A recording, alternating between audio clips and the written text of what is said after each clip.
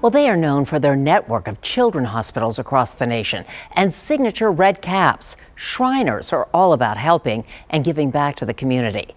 In this week's Mission SA, Eyewitness News reporter Sharon Coe shows us how they're making a difference right here. A commitment to the country, and now a commitment to serve the local community.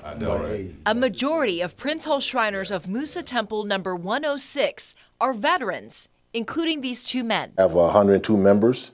Approximately 70% of them are veterans. Most of them are retired.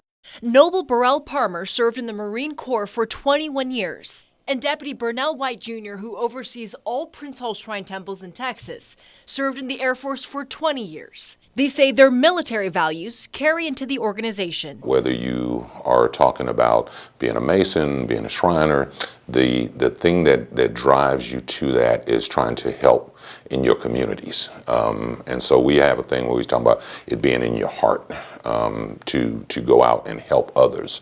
Prince Hall Shriners promote 4 pillar programs. They mentor youth, boost national diabetes initiatives, register voters, and provide student aid. So when they're getting ready to go out to college and everything, we try to help and support them in a number of different ways.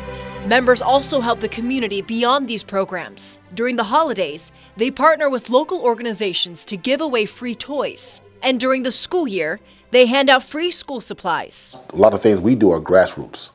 You know, we go out there and where the rubber meets the road and help out folks right there on the spot.